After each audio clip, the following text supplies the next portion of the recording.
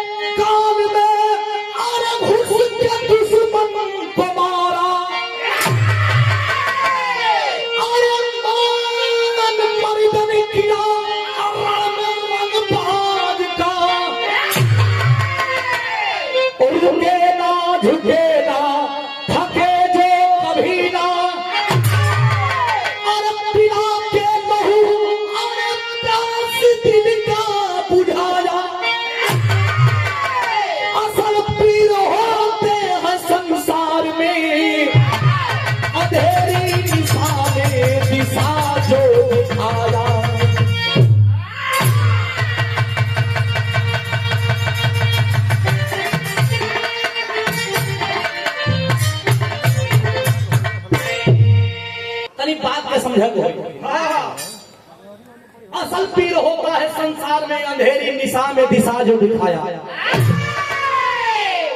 लाठ लगल बा ओकरा पर केहू जाई केहू मौत से चल जाई अखिया मूंद के चल जाई लेकिन जब लाठ अपना से बनावल जाला ना ओकर कदर बड़ा अलग है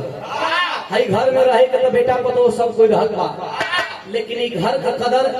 ई घर का असली आनंद ओसे पूछा दुख प्रलय उसे पूछा जे घर के बनावे में जन मेहनत के लिए बने बिरहा में बतावल गया कि लंका का राजा रावण भी मर गए और लंका का राजा रावण को छोट भाई विभीषण गद्दी पे आसीन रहलन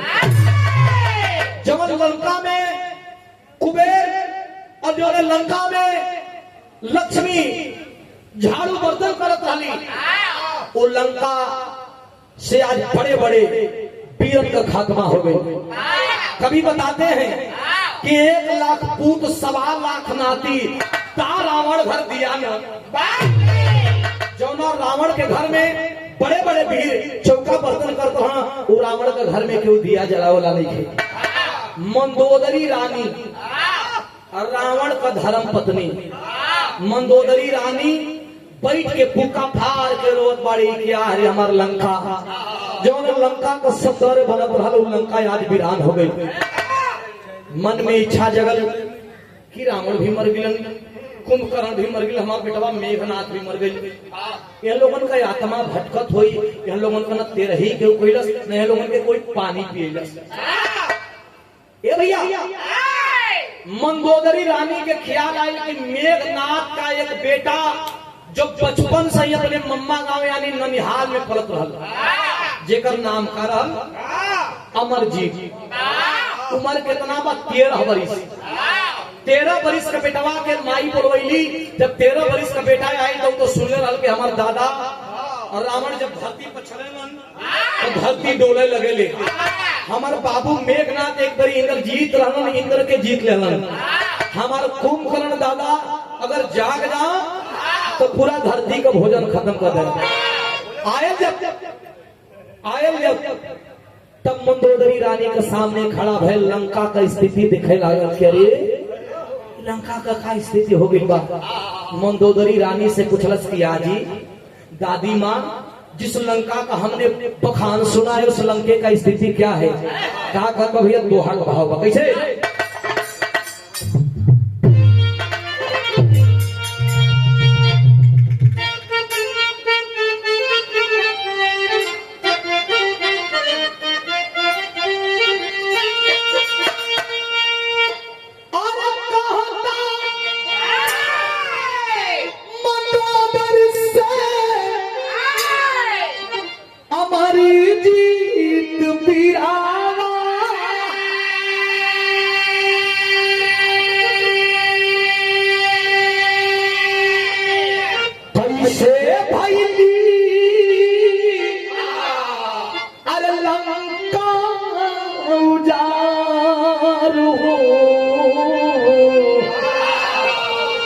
ए आजी लंका का स्थिति के बनैलस के ऐसन पीर भैल के लंका का पीरत के आज समुंदर में गोता लगाए पर मजबूर कैले हो पूछत भाई अमर जी एक लाइन और कहत बका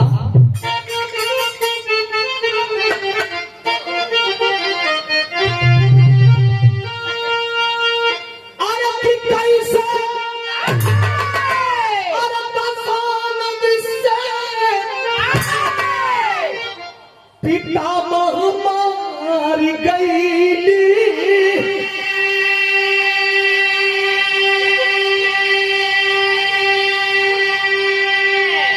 अरे माई बाबू कहवा हमार हो माई बाबू कहवा हमार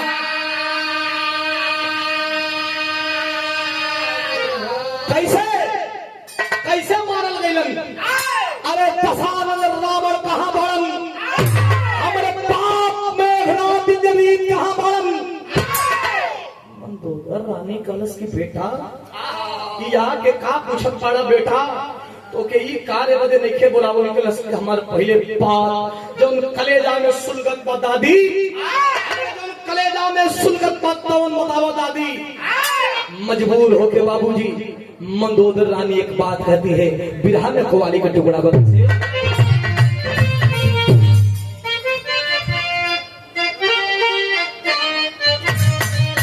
फरियादी कोई फरियादी कहता है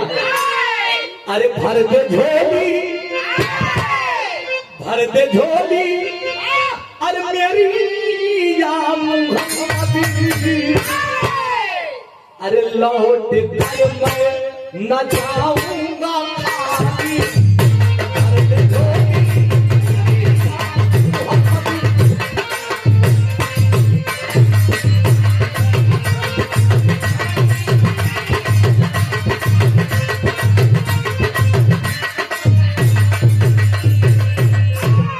लेकिन 13 बरिस का बेटवा अमरजीत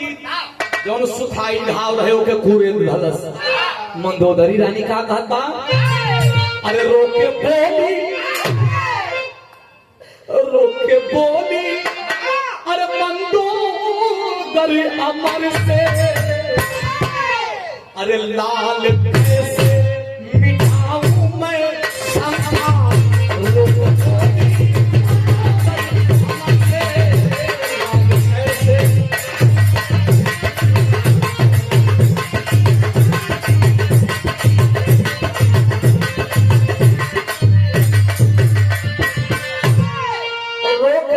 मंदोदर अमर से लाल कैसे मिटाऊं मैं शंका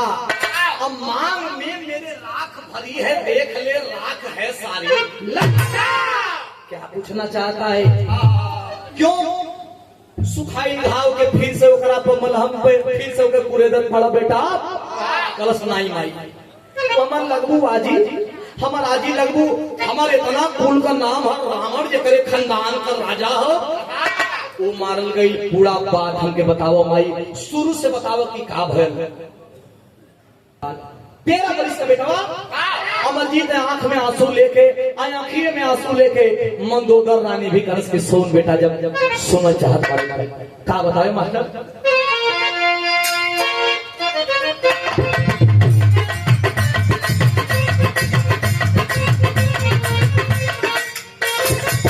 से बैठा है अमरजीत और खड़ी होकर के बता रही है मंदोदरी रानी हर सीता कर पितामह तेरे लाए थे हर सीता कर पितामह तेरे लाए थे नाट्यवास के रघुवर भी लड़ने आए थे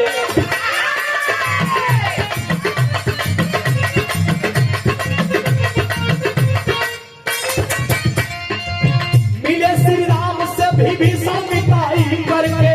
मिले श्री राम से भी भीषण मिताई करके कराया कुल कथा से द्रोही उड़ाई करके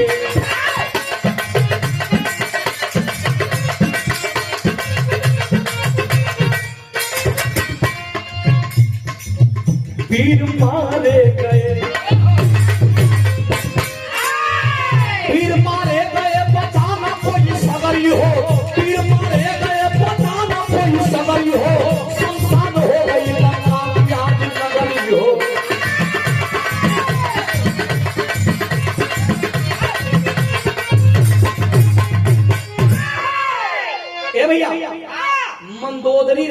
कहने लगी कि ये बेटवा अयोध्या का राजा दशरथ का लड़का राम अपने अर्धांगिनी अपने भार्या के साथ पंचवटी में सीता के लेके घूमत रहन। खरदूषण और बड़े बुआ सुपनखा घूमत गई और अपने मोहिनी जाल में फंसावे लगली। ओहिया से विनाश काल शुरू हो गई। रावण गईलन सीता जी के हरण करके लेके अलन। देवी रली सीता का हरण करके लेना हम समझेली। कुंभकर्ण जगलन तो कुंभकर्ण समझेलन। अरे तोहार नाना का नाना समझेलन। सब लोग समझेलन ना मनलन ये बेटवा। आखिरकार राम जोहत बांदरी सेना लेकर के यही लंका का सामने और समुंदर के तट पे डेरा डाल रहन। विभीषण जो आज लंका का राजा बन के बैठल बाड़न वो है जाके और राम से मित्रता करके अरे लंका तक मैं भेदवा दे दहलन। राजा मार गेलन। विभीषण राजा बनल रावण मार गेलन। कुंभकर्ण मार गेल। हमारे सोना जैसन बेटा मेघनाथ मारल गए जो तुहर बाप तो बाबू रहलन। अरे बाप रे बाप करेजा फाट गेल। अपने बाप को मौत सुनलस जब बेटवा कि हमारे बाबा अरे कुलद्रोही देशद्रोही परिवारद्रोही विभीषण जाके लंका का नाश करा दलन। तो ऐसे बढ़िया ये हो कि राम लक्ष्मण को दुश्मन पार न हुन। सबसे पहले दुश्मन तो हमार विभीषण न हुन। पहले विभीषण के मारब तब राम लक्ष्मण के मारब। अरे 13 वर्ष का लड़का भगवान शंकर का पुजारी रहन। बाजू में खूब रहन रावण परिवार के तैयारी कर दिया। विभीषण का तरफ तैयारी कैले बजे चढ़ाई करे बदे कबीरहा में एक तरज लगत बा। कैसे मास्टर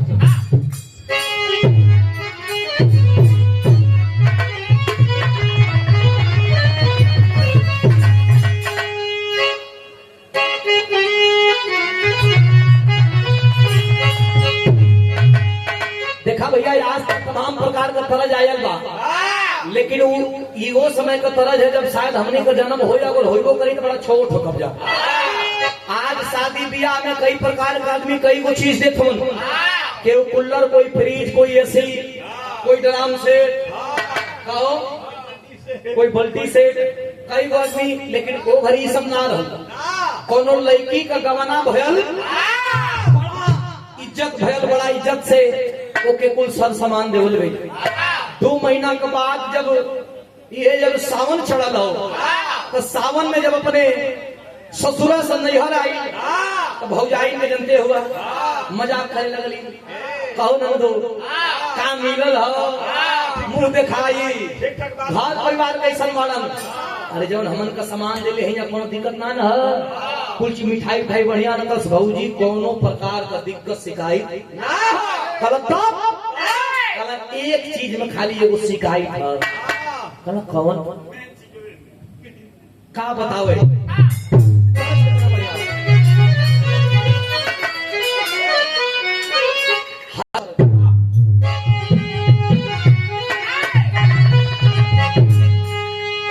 उन्होंने कहे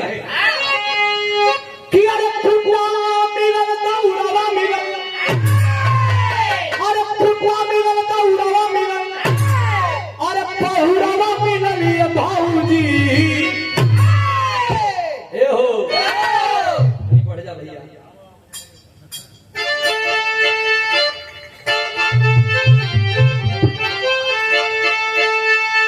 कि अरे फुटवा मिलल दौड़वा मिलल। अरे बहुरवा मिलल ये भाऊजी। अरे रतिया से जरिया पंछियों न आवे मौसम मिलल ये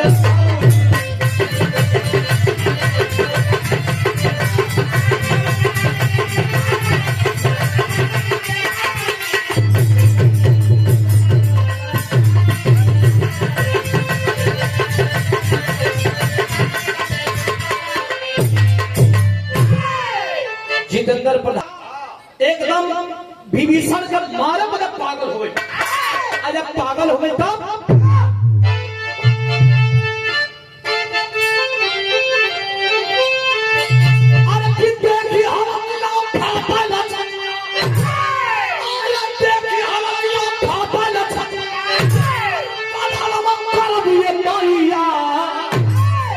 मुदई करा में उठा पनिया करब ये मैया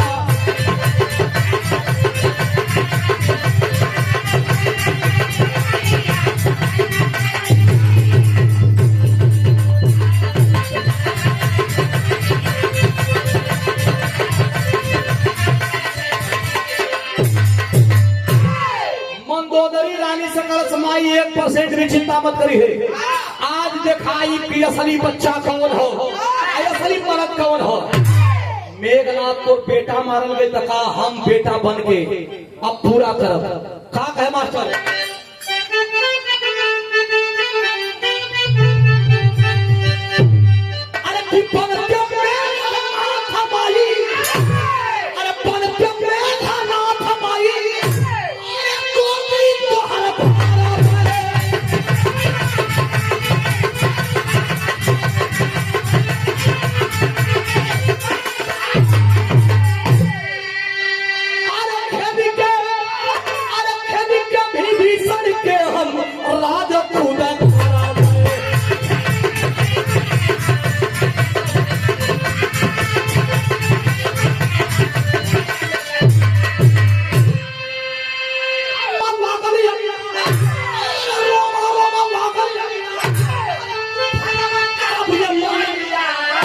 मुदई करा में उठा पनिया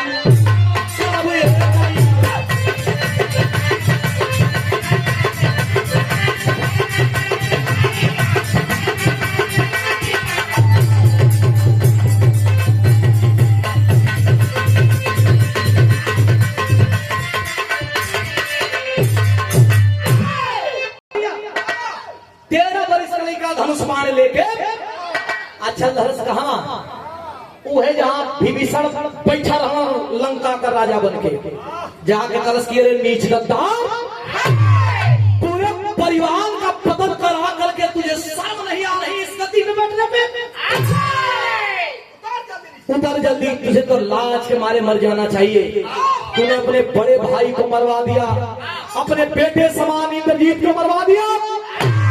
अपने भाई कुंभकर्ण को मरवा दिया। तुझे इस गद्दी पे बैठने का कोई अधिकार नहीं।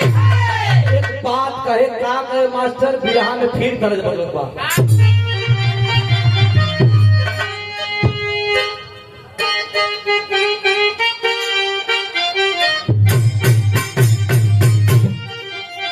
दिखाई दर्ज में कितना रस। कौनो भौजाई अपने ननद से सासू अम्मा से कहे क्या कहे,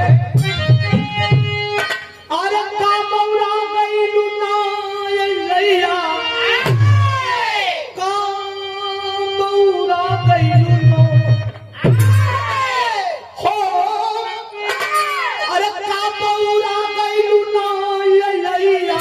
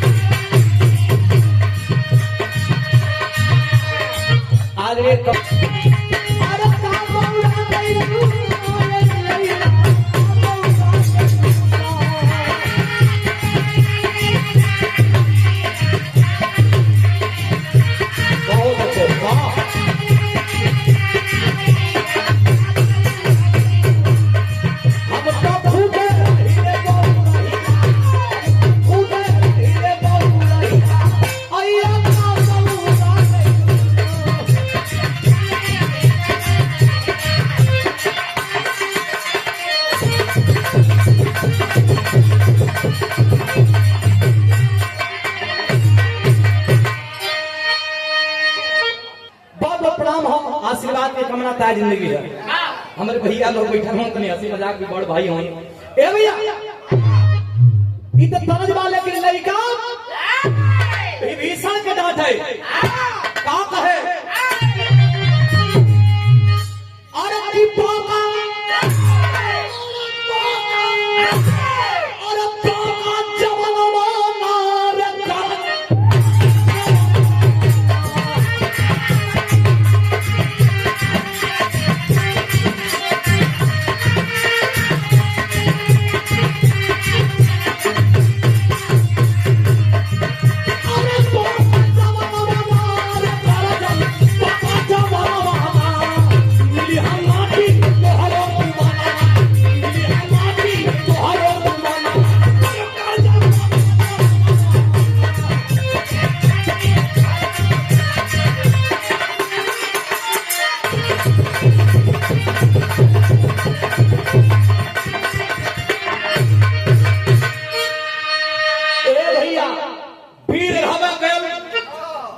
विभीषण का उपाय जानते हुआ यह और खाली करे वाला रहना भगवान जान ले तो कहाँ और अयोध्या में राजा राम बैठा रहना वही सिंहासन पर वही नंगे पांव देखना विभीषण कहाँ है भैया कहाँ तू हो भैया कहना रे भैया लंका में अब रहे जो सुरक्षित जगह कहना मैं राक्षसन के मार दही तब वो भी सुरक्षित जगह ना आता कहना रे भैया बहुत स्थिति बाउल चलत कहा कहना मास्टर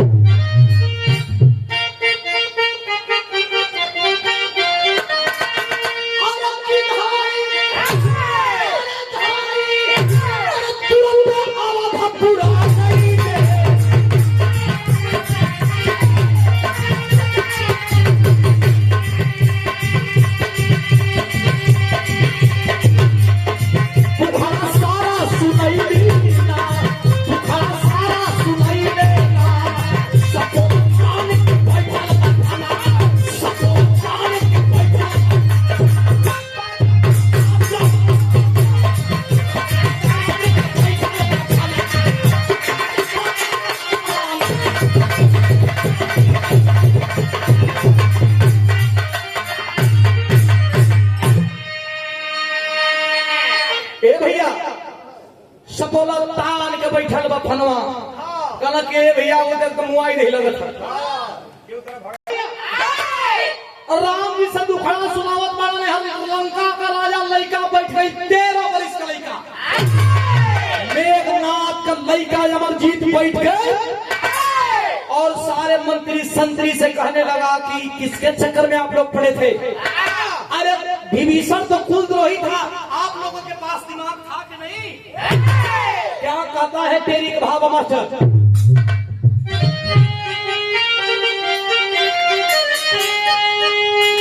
अरे बलराम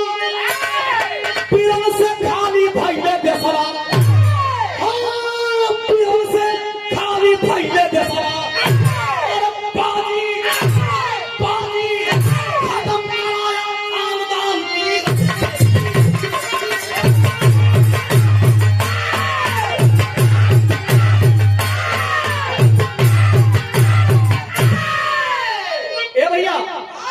पीरन से खाली भइले बेसरा पाजी खत्म कराया खानदान तीरन से और बड़ा अयोध्या में राजा बन गए लइका अमरजीत जब राजा बनल बा वो हर संत भगवान श्री रामचंद्र सोचना कि राजा हम ही बनैली विभीषण के अब एक मदद ना करब तो दुनिया जमाना हम पर थू करी हमके लालच बुझी कि देखा राजा बना दे लेकिन रक्षा ना कैल कहना बड़ा चिंता में पड़ल हम तब तक लक्ष्मण जी कहना का चिंता में पड़ल हो भैया अरे मेघनाथ का लइका ना मेघनाथ के हम ही मरली और बेटा के भी चिंता मत करा कहना ये भैया विभीषण कहाँ बैठल तो इंगले के चलते भाई एक आगे आगे विभीषण और पीछे पीछे लक्ष्मण जी वो लइका के मारे बड़े चलल हो जब चलल हो मास्टर तो बिरहा में आखिरी तरजमा कैसे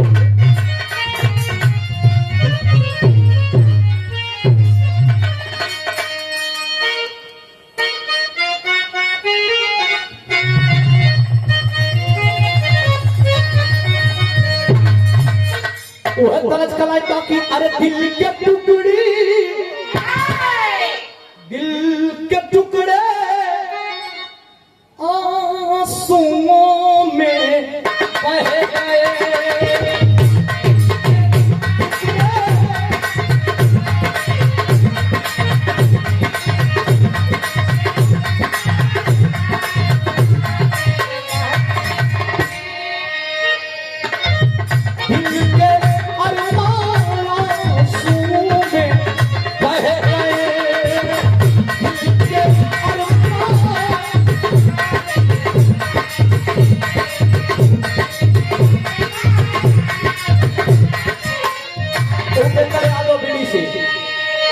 और एक तरफ से लक्ष्मण जी विभीषण के लेके चला तो अरे ठोक के ताली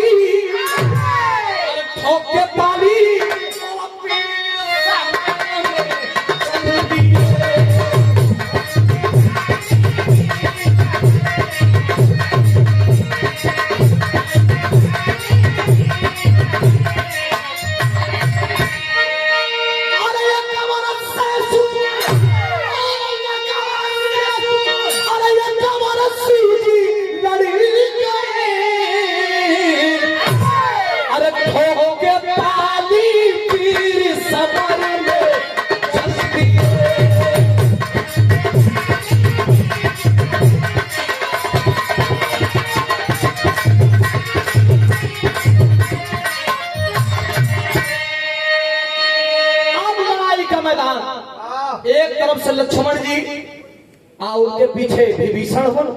एक तरफ से पता चलल तो मेघनाथ का बेटा अमरजीत पहुंचल बड़ा लड़ाई के मैदान में। जो लड़ाई के मैदान में एक बार रामायण का पूरा महासंग्राम भई रहल। एक तरफ से दोनों वीर भैला जब भैला हम मास्टर तो वहां का दृश्य लिखल गया कैसे मास्टर पापा कलाई बा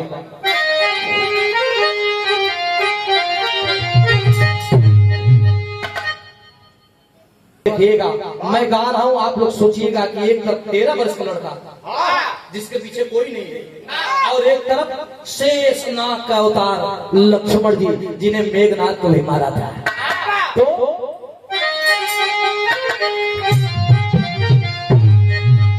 अरे लगा परसने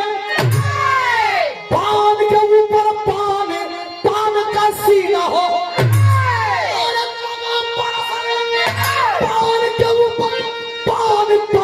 सीना हो भीड़ गया अमरजीत परवान कान का सीना हो।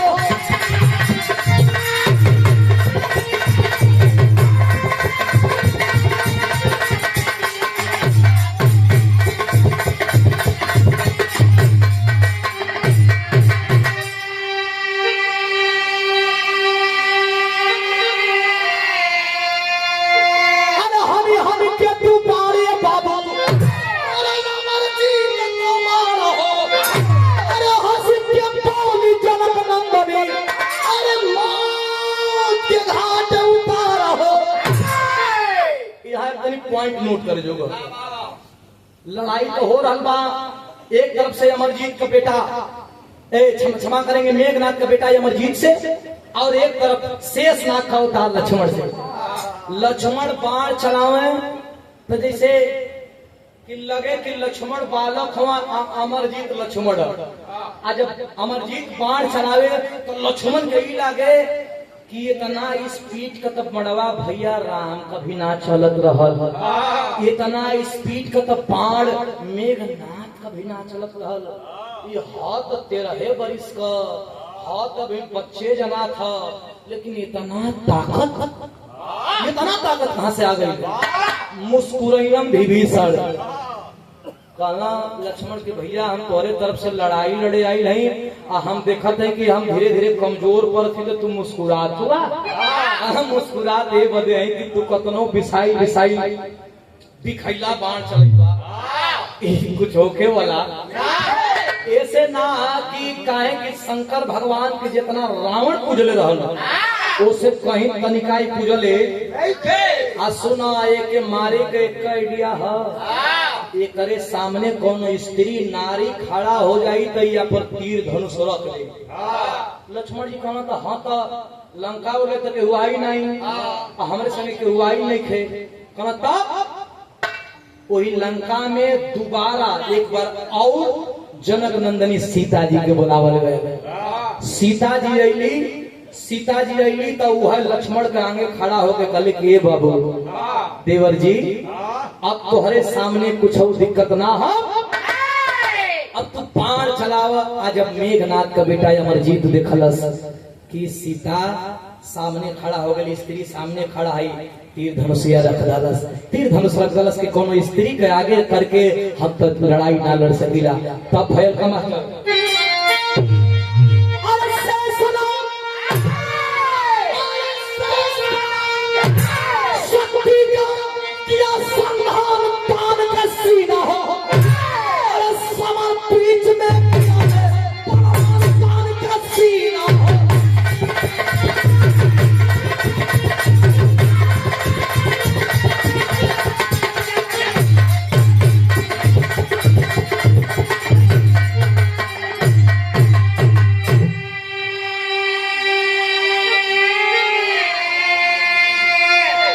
भूमि में तब्दील भय जब पुनः लंका का लड़ाई तब बिरहा में आल्हा का भाव कैसे मार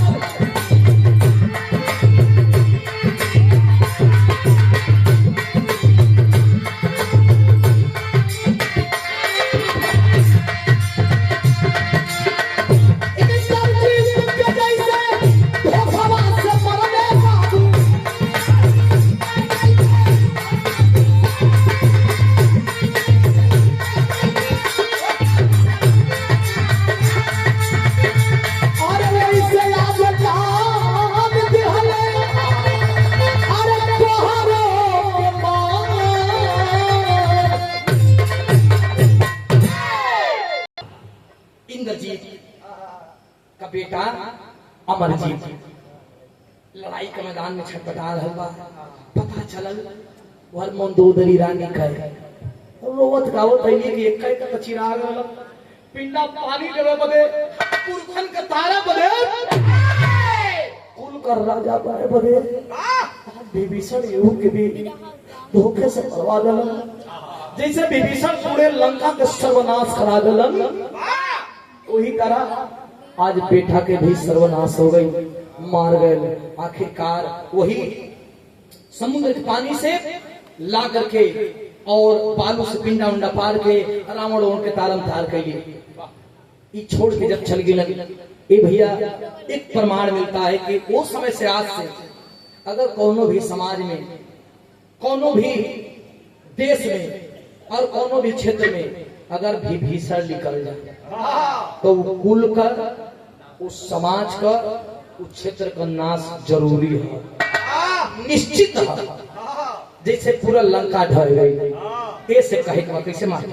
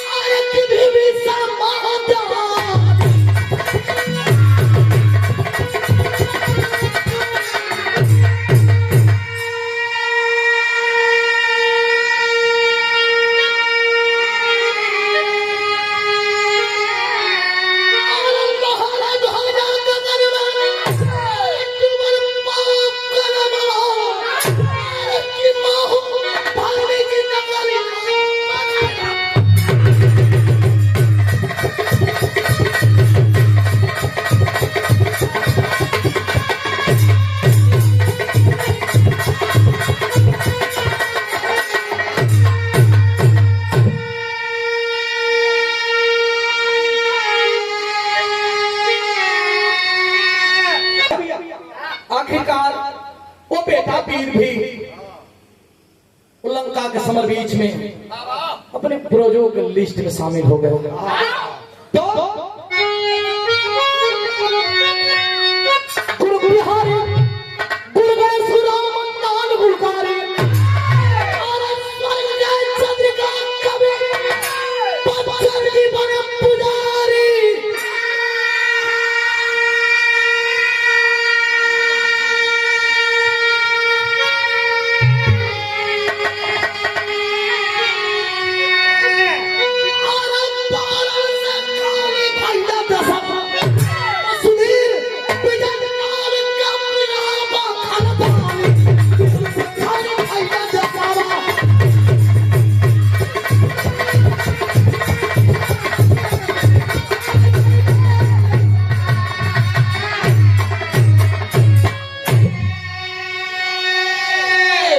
डॉक्टर साहब